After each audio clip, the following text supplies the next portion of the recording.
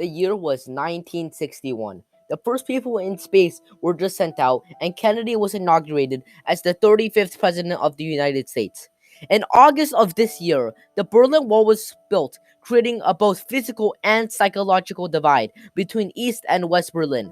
After World War II, Germany was divided into four parts, all ruled by four different nations: the USSR, the French, the United States, and the United Kingdom. The USSR controlled East Berlin and decided to build a wall that would prevent people from escaping into the West. Later, in June 1962, a second parallel wall that was roughly 100 meters was constructed, but that did not stop people from crossing the more than 155-kilometer wall. There were many underground escape routes and other ways to escape. Since the Berlin Wall was built in such a short period of time, essentially in one night, many apartment buildings were part of the wall, making it so people could simply go through the apartment building. But a little after, the Soviets found out and stopped the apartment building technique of escaping. For underground routes, there are two quite popular tunnels throughout history. One of them is called Tunnel 57, which got its name after 57 people successfully escaped the Berlin Wall in 2 nights in 1964. Another escape route is known as the Senior Citizen Tunnel, after around a dozen senior citizens dug a tunnel to escape in 1962. Another way people escaped were through flying machines and hiding in secret compartments in cars and trunks. There were the people were only thinking about escaping and were not trying to break down the wall at all.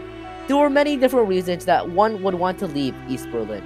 One of them, which was the most popular, was due to the advantages in the West, and they wanted to improve their living conditions and opportunities. There were other reasons, such as for political or personal reasons, but not all of the people that tried to escape successfully did, as around 80 people died trying to cross. Life inside of the wall was also very different, as the people lived under a communist government. One example of how it was different is that most people at the time had a note card on their personal information at an office that was used for data when the USSR was ruling over East Berlin. But after it fell, the wall, not even after 6 weeks later, the place was raided so the citizens could see what information the government had on them. Now, today, it is a museum in East Berlin where there are still roughly 5 million different cards of different people inside of the Berlin Wall displayed to the public. The atmosphere was also different, as stated by some people who were living in East Berlin or knew people that were living in East Berlin during the time that the wall was still up. They commented that there was no communications to others outside of the wall, so relatives on the east or west side thought the other side was dead. Also, all letters were sent by hand, even inside of the wall. Another person said her pen pal said that there was an atmosphere of fear and panic. But not all of those comments were as bad as those. One person commented that the wall was just there, as if it was a normal thing, not affecting anyone. But overall, living inside of East Berlin seemed like a prison or concentration camp compared to the paradise of the unapologetic and decadent West. When the wall fell, it was a joyous moment. People were cheering and overall being happy to see the relatives again that they thought were probably dead or almost dead. People who were there at the falling of the wall said it was an honest moment, and people were so happy it made others happy. But the wall didn't just come magically down in November of 1991. One of the most well-known reasons the wall came down was the speech nicknamed "Tear Down the Wall," as that was the most influential quote Ronald Reagan said during his speech on June 12th, 1987. That speech gave the motivation and morale the people needed to start having hope and started tearing down the wall, finally, after so many years. Finally, in November of 1991, the wall finally came down, after more than 30 years up.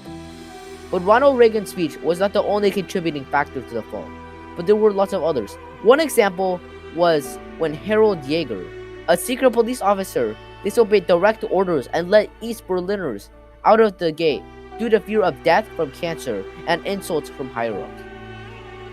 Another factor was the rise of Mikhail Gorbachev. He and Ronald Reagan helped bring changes to the US-Soviet relationships, as well as the arms control negotiations.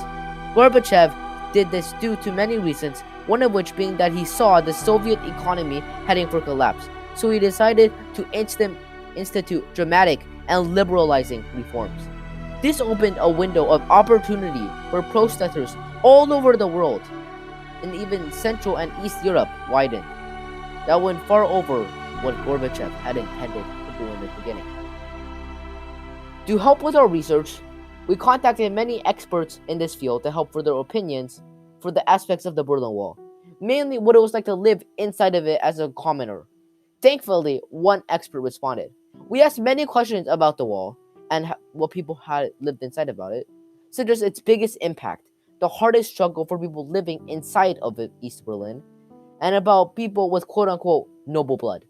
She said that the biggest impact in her eyes was the long-term consequences that still affect Germany to this day, one of which was the unemployment rates are still higher in the east side compared to the west. Also, incidents of xenophobia and anti-Semitism are still higher in the east as well. But the wall falling also stood for something, that mankind can overcome any barrier and not a single wall can hold them down, whether it's real or just in their mind. We also learned about the struggles of East Berliners, such as their inability to travel, communicate, and do many other things that you think anyone could do, as some countries were completely off limits to people living inside of the wall, and also how families were separated, and how they couldn't freely contact each other due to the inability to travel and send messages freely.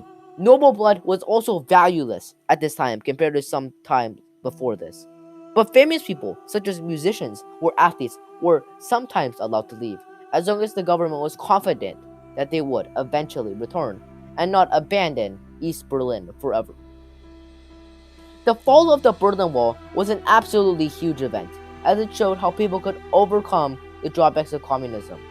The wall that was constructed by the Soviet Union on August 13, 1961, to stop people from crossing the border to escape into the Allies' West.